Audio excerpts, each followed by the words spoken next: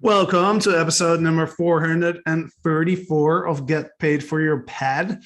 Today, I have somebody who's already been on the podcast a couple times, actually. His name is Kelvin Mah. He's the founder of Rankbreeze, which is a tool that you can use to maximize your Airbnb bookings. And that's exactly what we're going to talk about today, because the title of this podcast is Setting Up Your Airbnb Listing for Faster Profits. So quite a bold statement there. So Kelvin, welcome to the show. I'm excited to dive into it. I'm excited to dive it in too. I think I've been on the show twice now. It's certainly been a while. There's been a whole pandemic in between everything. So I'm very, very excited to chat with you, Jasper, and to chat with the rest of the Get Paid for Your Pad family. Yeah, for sure, man. And I was just looking at some stats, and we did a podcast on Airbnb SEO, and that's actually a top 5 episode in terms of downloads. So yeah, just no pressure, but well, that is mostly what I spend my day talking about doing as well. So even though we're going to possibly lightly touch on those aspects, for sure people can listen to that last episode and hopefully we can dive into it too, because there's been things that have been changed and as that was quite a while ago, and things are always changing on Airbnb. But yeah, so should we just kick it off? It's a 5-part framework on setting up your properties for faster profits. And I think this would be great too if Jasper, you could chime into and add in different points if when you see fit, and we'll just kind of go into it. So the first part of the framework is of the 5-step framework is where to invest. Usually first things first are regulations, right? Those are kind of the first things you want to be aware of, especially if you're going to be setting up locally in your area. But I think another thing is you just want to be mindful of, where that future demand is going to go to as well. We kind of already mentioned, coronavirus and things like that. But the one interesting thing that I noticed was that the shift for travel, went back to the traditional vacation rental market. Airbnb blew up and became this huge urban thing, which is still going on, but at the same time, people weren't really that interested in traveling to cities. And right now, U.S. borders are just opening up, at least to Canadian drivers. But in general, where to invest, you got to understand your regulations and then try and look at strong future demand. I know that Jasper and Eric just picked up a new property somewhere in the mountains. I think it looks very, very mountainous, but that's an excellent choice, because you could just kind of tell that even though all this stuff happened, the flexibility of the vacation rental product was so strong that people were able to just, you can't take travel out of people. I think that's the one thing we learned. Can't take travel out of people. So where to invest is important. Regulations, strong future demand.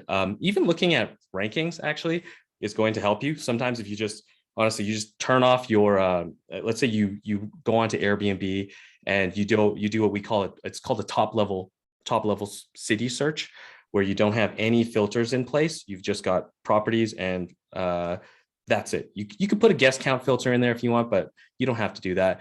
And you can just look and see where those properties are showing up there that are really, really top ranked, and there's no dates applied or anything like that. That kind of gives you an idea for where the most popular areas are too, because Airbnb is a matchmaking system and they know that popular areas tend to do well. So it's just a really easy way to kind of see where to possibly set your new property up. And if you're really, really, really open to any market per se, I would strongly say that from what we've seen from our users, our customers, that some of the best performing portfolios are actually people who ended up expanding to different places than their own home. Yeah, that's really interesting. I never thought about just going to Airbnb and just searching without any search parameters and just kind of see what pops up. But I think you're right, and I think a couple things to add to that is number one is creating unique experiences. I think is really really important, especially with the new flexibility that Airbnb have added to the platform. Right now, you can say like, "Hey, I want to stay at a cabin in the mountains. What's the nearest one?" Or show me the options versus saying like, "Oh, I want to go to this particular place." Or you're saying like, "Oh, I want to stay at a tree house," or so there's a lot more flexibility on the Airbnb platform, and it's really cool to see how quickly Airbnb is adapting. Right? I mean, they came out with two major updates this year. I don't see that happening on Booking.com or VRBO. So yeah, I agree with you, man. Like I think the secondary markets, remote markets, I think those places, the traditional vacation rental markets that you mentioned, have been rediscovered or have been discovered by a different avatar, right? Mhm. Like when a couple of years ago, you would ask me like, "Hey, who goes to traditional vacation rental markets?" And I've been to a few in the U.S. and I was surrounded by snowbirds. Like I was on the beach somewhere in Florida, and there were snowbirds. Who my understanding is those are Canadian people who escaped the cold Yes, sir. in Canada, and it was mostly older people, mostly retired people. So that was kind of my view on like those traditional markets. We are now in Idlewild, which you were right. It's a mountain town in California, and we are seeing a completely different avatar. We're getting couples, in their early 20s. We're getting families. We're getting a lot of different type of avatars that are staying with us. And one thing I'll mention to you is we're seeing a lot of people traveling with pets. Yep. And that's one thing that I really think that this has changed during the corona pandemic. A lot of people got dogs because in a lot of places that was an excuse to go outside and walk around. And number two is people have gotten really attached to their pets because like if you're locked up with your pet for like a year and a half and you have nobody else to talk to, now you have like a super strong bond with your dog and you're not going anywhere without it. Yeah. This may or may not sound strange, but I'll actually go on vacations for the purpose of my dog to have a vacation. My dog's pretty old now. She's 12 years old, so she's I don't know how much time we're gonna have left together. So we actually plan vacations so that she can go and go in the water and stuff like that. So yeah, no, it's very very true, very very true. Also, Jasper, too. I'm not sure if you know like this exactly, but we do have some new parts of Rankbreeze. One particular thing I think is really cool is we've got this Chrome extension now, and if you have this Chrome extension installed, pretty much whenever you're cruising on Airbnb, you can click a little button. It says Get Listing Data. You can see all of not all of the stats, but you see like estimated income, occupancy rates, and average daily rates of any property. Oh, and wow. then if you have that extension installed, when you position it on like a specific area, let's say you're looking somewhere, maybe some other town in California, you kind of got it positioned, the Airbnb map positioned.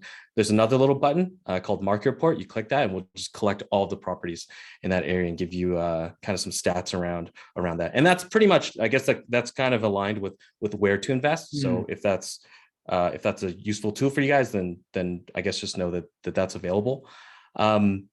Maybe so. Let's go to the next one. So that's the first framework is first part of the framework is where to invest. The second is when to launch.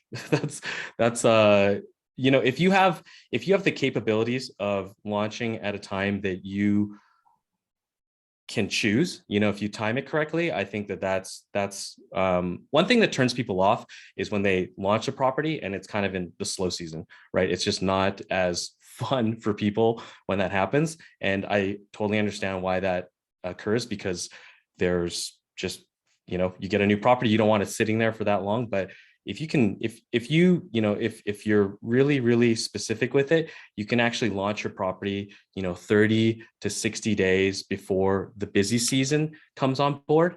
And that's, I think will be less stressful for a lot of people at the very, it's going to be stressful for everyone, quite frankly, even if you're new to this, or if you've already been doing this for quite a while. An easy way to look at seasonality trends is if you go to Google Trends, which I think it's trends.google.com, I believe is the website, and you can type in something like Airbnb and then your city, or VRBO your city, or you can even look up actually hotels and then your city, and you'll kind of see some charts, and they'll be up and down, but that'll kind of tell you the overall search demand that is coming into that area for Airbnbs, VRBOs, and hotels, and that'll kind of get you to visually see what is the beginning of that busy season. So if the peak is the very top, when does that first little run up occur in terms of searches? And that's an excellent area to kind of start to launch your property. Or you could also look at occupancy rates too, but I think I actually like the Google Trends approach a lot more. Awesome. I'm doing it as you speak, but there's not enough data for Idlewild. So I did Airbnb Idlewild, but now I'm going to do hotel Idlewild, see how that performs. Interesting. There's definitely a lot more searches for hotels generally, just because hotels have been around for a lot longer, and it's a lot. It's a very general statement too. Yeah. Okay. Well, that's a cool tool. I've never thought about that.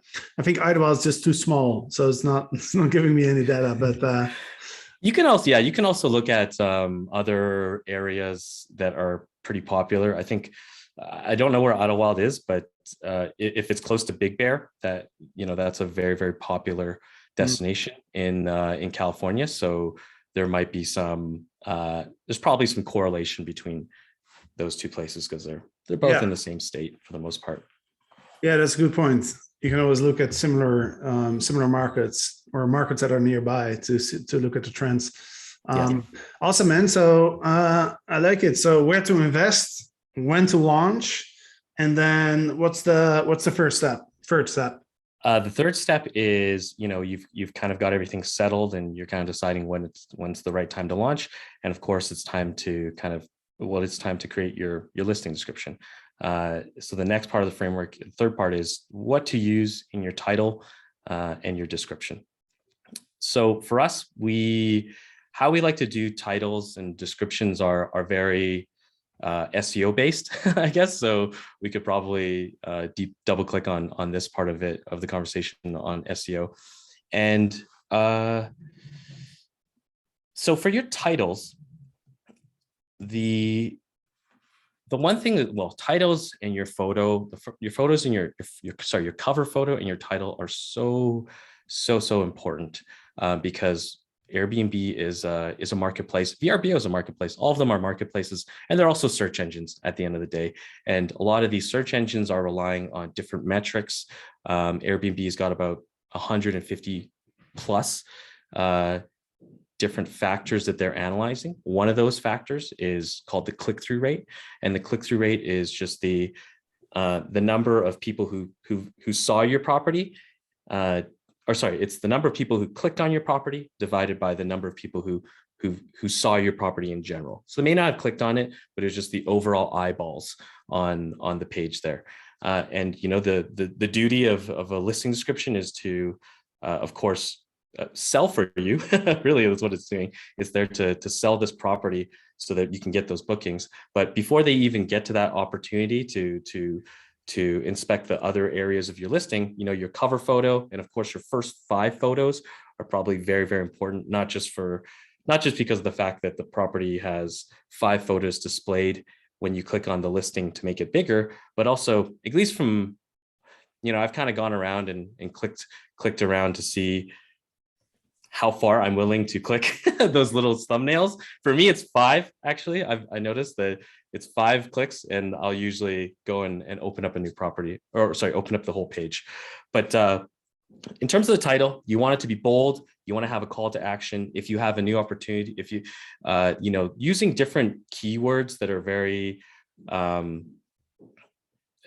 do I say this, that are very strong in terms of a strong call to action. Sometimes there's I really like it when people do new or renovated. Like those things they just stand out so much more, because not everyone has a new property. Not everyone has a renovated property either. But beyond that, in terms of performing better in search, we found that putting amenities in your title, as well as points of interest, are huge ways to take advantage of Airbnb as a search engine. And there's lots of different ways that people are going to find your Airbnb. One of the ways is by looking at what's known as like a search suggestion. So for example, you might be on Airbnb and you're on the little title area there, and you might type in something like Miami penthouse or something like that. And you'll see a whole bunch of properties just pop up right there in the search bar there. So that's another reason why you should be adding amenities and points of interest into your title there. And I know I said penthouse, I guess it's not really an amenity, it's not really a point of interest, but I think you guys kind of know what I mean by that. Yeah. And another thing is looking, just at least in from the Rankbreeze perspective, what we do is we actually collect a whole bunch of different properties in the area within like a certain radius, and then we also look at the top ranking properties, and we kind of put all that stuff together, and we find the most commonly used phrases as well as the most unique phrases. And there's just a couple suggestions and things like that you can add. But for the most part, it's usually things like points of interest, amenities, and those more unique things like new and renovated. That's what you can use in your title, and also add some other potential keywords into your descriptions too. And we talked about the first 5 photos being very important. I think sometimes there's some questions around maybe what they should put as your first 5 photos. One question is, should we make it almost like as if it's a tour around your property? I think sometimes like some people like to put like it's almost like a virtual tour around the property. For us, we've just noticed it doesn't really make that big of a difference how you do it. If you want to do it that way, you can. In our case, we would prefer to put pretty much like your best 5 photos. It doesn't matter if it's like a walking tour or not. It's the best 5 photos. And adding a bit of variance in those photos too is quite helpful. And since we're on the variance topic, I think one thing that maybe like an interesting little thing to know is that Airbnb a long time ago, when they were kind of building their search algorithm, they were trying to figure out, okay, how do we rank these properties? And if let's put in properties that have huge amounts of clicks or huge amounts of high, like fairly high occupancy, and because they generally thought, okay, high occupancy generally means it's pretty good listing, and high click-through rate usually means it's pretty attractive listing. Maybe sometimes it's like a funny listing, but regardless, it's got a high click-through rate. But what they noticed was that when they did all that through like, let's call it like the version 5 of their search engine, and they had all these great properties out there, for their perspective, they noticed that it wasn't actually helping them overall to show so many properties that looked so similar and were so outstanding. So they noticed that if they put in just a little bit of variance in there, which includes new properties, when you launch a new property, you usually get a bump in search. In search rankings. So that's one reason why it's added in there. But then sometimes there's properties where you kind of question why those properties are even ranked on the first page. It's actually because from the test that Airbnb has run, they found that adding some variance in the properties that they show ends up leading to more conversions. So more bookings happening overall for everybody. Yeah. Yeah, that makes sense because if every listing looks the same, then something that there's this thing that when there's just a few of something, it looks more attractive, right? Well, sorry, when there's a few of something, yeah, I mean, I guess, okay, let me word this better. When there's just a few of something, Like a few when good something looking is properties. scarce. Yeah, when Yes. something is scarce, right? Scarcity is something that is attractive, right? So what I'm thinking is, if I'm looking at 10 properties and, one has a swimming pool, then my mind goes to like, oh, I want the one with the swimming pool. But if there's like 8 swimming pools, then I'm just like, swimming pool, everybody's got a swimming pool. That's not Yep. so, that's not so, it doesn't seem that attractive then. Yeah, So you're just in Florida. yeah, exactly. Yeah. Yeah. So I think that's interesting. That's interesting to note. But yeah, on that note, one thing that I always tell my students is before you decide what your featured image and your title is, go do a search in your neighborhood and pretend that you're an Airbnb guest and really pay attention to like what does the listings look like? What's the thumbnails like? What are the titles like? And then, choose a photo that looks different than what most people have. So if most people have a swimming pool, then, maybe you put a picture of the beach. Or if most people have the living room, picture of the living room, then you put a picture of your bedroom or a picture of your view. Or even when it comes to the colors, if all the colors are kind of green, bluish, and you have a purple couch, put a picture of the purple couch. Mhm. You know what I mean? Because like before somebody can click on your listing, they have to see it first. And our eyes go to what stands out, right? Yeah. Yeah, totally. It's I guess you could almost imagine if you were somebody who was trying to run ads on Facebook or something like that. You've got or Instagram, you've got people, probably Instagram's probably a better example, but you've got all these people scrolling, mindlessly for the most part. And then how do they stop that? So next time you see that on Instagram, maybe just take a little bit of note of that. Personally, for ourselves, we actually just collect a bunch of different pictures essentially that we find interesting. Sometimes there's like a picture of a person put a picture of 2 dogs on a bench outside the park from their house. It's so odd but so cool that you want to save it so you don't forget it, especially. Yeah. Awesome, man. Yeah, really good points. I'm actually gonna change our titles. I'm gonna put pet friendly, free parking, and hot tub in our titles. See how that goes. Yeah, definitely do that. I think people like to put their brand names on there, and I absolutely understand why you'd want to put your brand name on there, but such valuable space that nobody really knows the brand name.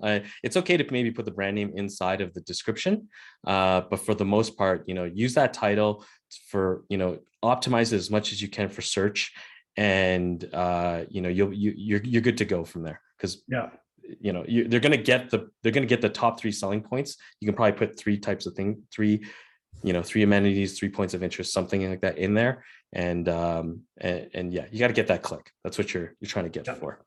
100%. Awesome, man. So where to invest, when to launch, what to put in your title description, and what's number 4? What's the 4th factor in our master plan here?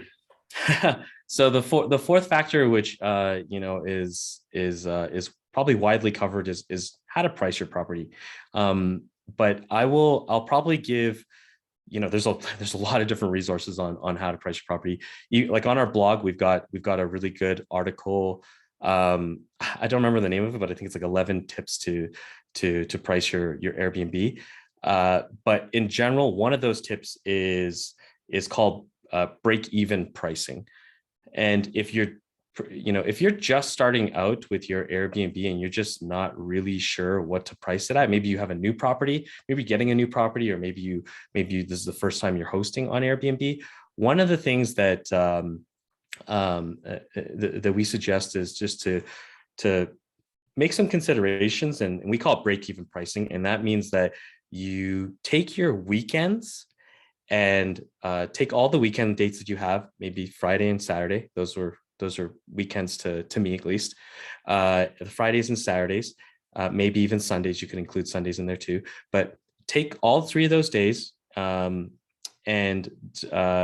take your monthly cost that you have for rent and just divide it by the number of weekend days that you have, so that you know that because most of the time your weekends are going to be filled before your weekdays.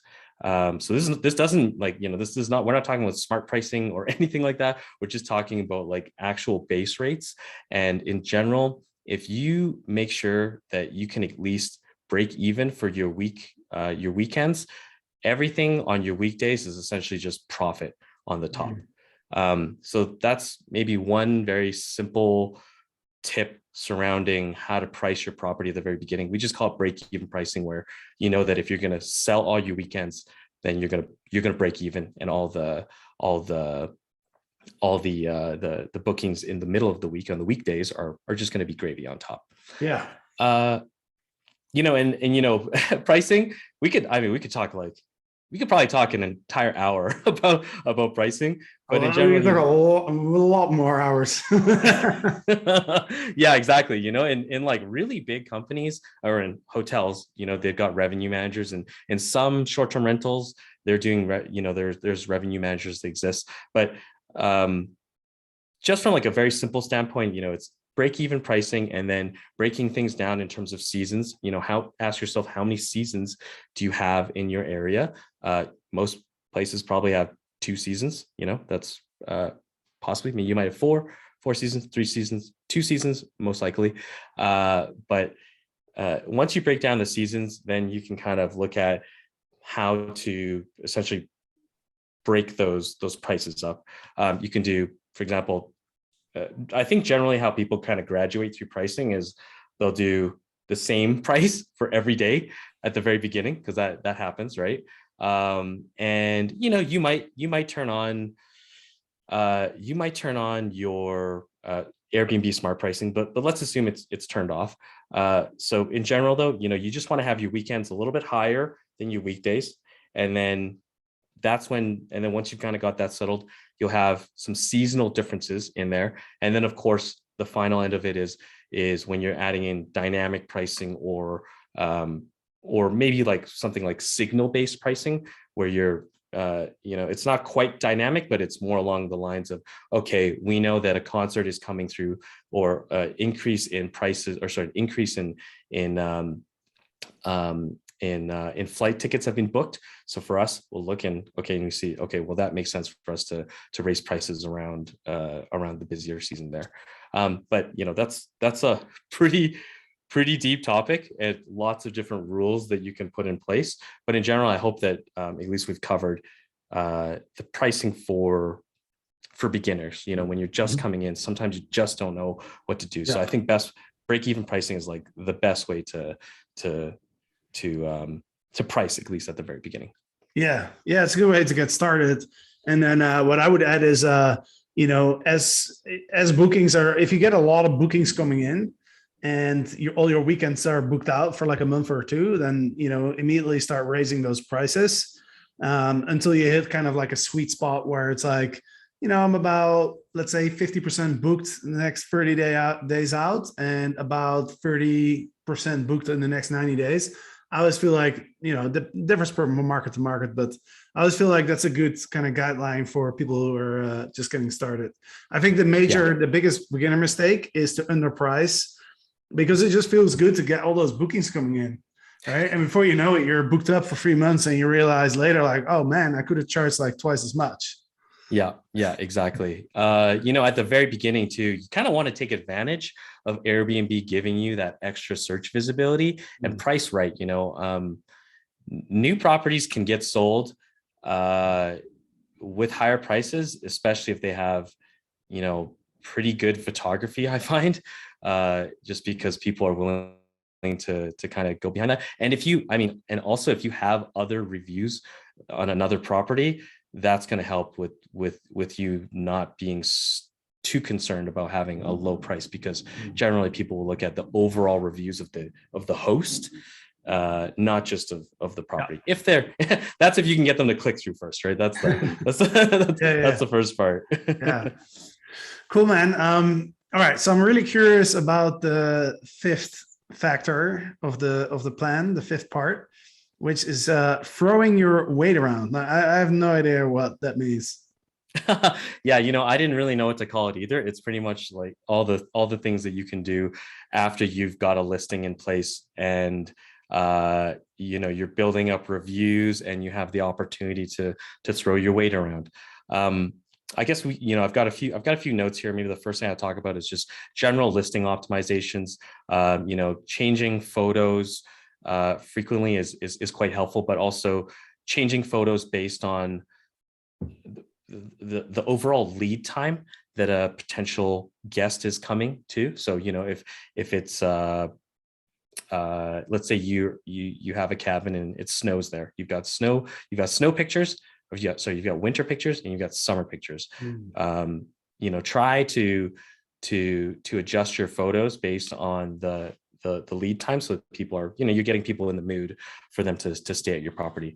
I would not say that this works all the time, and that's why you just got to test things out, right? So at least in Rankbreeze, what we have is it's like a light A/B testing tool where you can change a photo and you can kind of see, okay, did that help my rankings, or did that improve my rankings? Another thing that we do from an SEO perspective is we call them SEO campaigns. They're basically these little different things that you can do, like, for example, like, wish list a property. You can ask a friend to go and click on your property. There's another ranking factor, which is called time on page. Time on page is how long a person spends on your property. That's another factor that Airbnb looks at in order for them to rank your property. And we've just noticed that with these different things that you're kind of doing, once you kind of get to, you'll kind of start doubling down on certain things that are working for you. But as long as you're kind of giving them space, so don't go too crazy with your optimizations, because ultimately Airbnb actually needs some time to collect data about your property. So if you're going to change your photo, or at least your cover photo there, don't change it back the next day because you didn't get a booking. You need way more time, because there's different search traffic on Airbnb. I don't know actually when people generally search for Airbnb the most. But I'm sure there's actually some data around that they have. But yeah, you just want to give it a little bit of time. If you're going to make a change to your photo, give it a week, give it 2 weeks if you can, and see how that goes, because that gives Airbnb enough time to essentially quantify whether or not this change in your photo improved what they can tell is your click-through rate, right? And all those things like that kind of work together. Click-through rates, time on page, wish listing, all those tiny little adjustments that you can do, as well as just trying to get people to, sometimes you'll want to adjust your conversions. So you'll notice maybe, at least based on your comparison to the market, perhaps you have a lower booking rate than others. So, it's generally these questions of, okay, what can I do to improve my conversions? If somebody lands on my property, if somebody lands on the listing, they either should be booking or they should be contacting us, right? They should not be going back. So whatever you can do to stimulate that, whether it's, literally saying, in the month of December, anybody that books a weekday gets a free bottle of wine or something like that included. Just these little tiny things on how you can improve a little bit the conversions. But you got to have your listing up, you got to price it and all that kind of stuff first. So that's why this is what it's like to throw your weight around.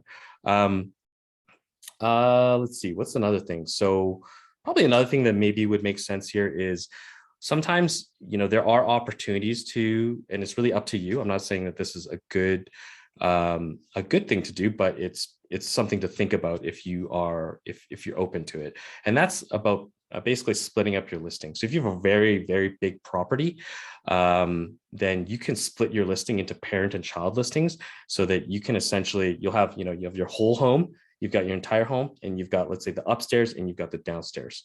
And if they're separate and they kind of have their own laundry, let's say, then they're pretty separate suites ultimately. And that way, when somebody is searching on Airbnb, they're going to see they're not just going to see one of your listings, they're going to see all three of your listings. And that's going to help you throw your weight around. Of course, there's some pricing things like that are involved, but also you just have to make sure that when you're doing that, you can actually assign a listing in Airbnb as a child listing. So there's an area to do that.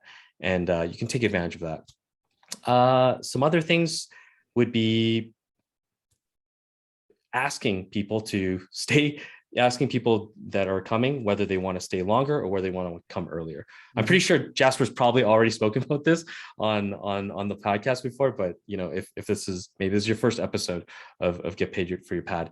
And that's one thing that's really, really, really helpful. It should honestly be standardized because it just makes a lot of sense to ask those people, and it doesn't cost you anything, and it just gives you an extra booking as well if you can fit it in. Yeah. And then the final point I have around throwing your weight around is the idea of bringing guests back to your property. There's certainly a few different ways to do that. Of course, there's reaching out to them through Airbnb. But there's also maybe the grander idea of essentially using Airbnb to create your brand. It's not necessarily you have a brand and then it's just like this big brand all of a sudden. It's using Airbnb to build your own brand and then getting those customers or getting those guests to come and then stimulating them to come back. There's a few ways to do that, but I think generally it's you could do text, you could do email, and text would be included with the Airbnb messages. But if you're using those different channels, and we could definitely we could probably talk an hour about that particular aspect too, right? About growing a brand on Airbnb and then using that to bring back more direct bookings. Either on Airbnb or of course through your channel. Some people just don't like booking directly. It's just how it is. Some people would just rather book on Airbnb. Yeah. They just like it and they want to build up their reviews. It's just how it is. Yeah, 100%. I think you always want to have Airbnb as part of your marketing strategy, right? Because it's just the biggest platform in the industry, right? So yeah, but yeah, they're investing billions of dollars every year. Yeah, no, but these are solid points, man. Like I love the way to fill up calendar gaps, right? With asking people if they want to come early or stay longer, which is a lot of people are pretty flexible right now. So that's not a long shot. That's pretty feasible for a lot of people right now, right? So anyway, sorry, can I add one more point?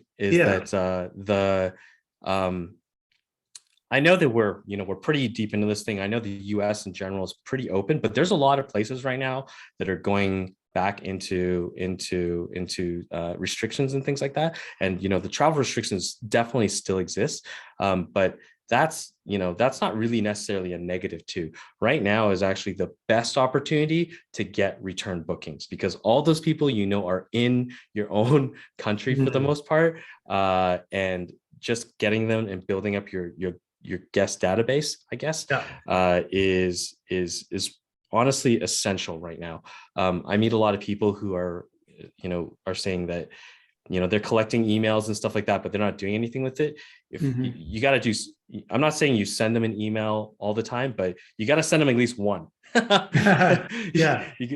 Just one email so that they know who you are and stuff like that. Because nobody wants to get an email 10 months down the road and they don't quite remember exactly how this email went. And the likelihood of going into spam is quite high at that point too. Yeah. And it's actually interesting. Like a lot of our guests have actually reached out to us saying that they're flexible and they're saying like, hey, if you have if your unit, one of your cabins is not booked and you're offering like a really good price, let us know. Because we live an hour away and we can, we're working remotely. We can hop in the car and we'll be there within an hour. Right. Yeah. So guests are actually they're requesting for us to send them an update, to send them an email and say like, hey, we got some gaps in our calendar. We're offering those days at 50% off. If you want to come, here's the link to our direct booking website or to our Airbnb listing. You don't need a direct booking website to remarket to your guests. You can even just send them back to the Airbnb listing if you wanted to. I think preferably you would build up that stream of direct bookings, right?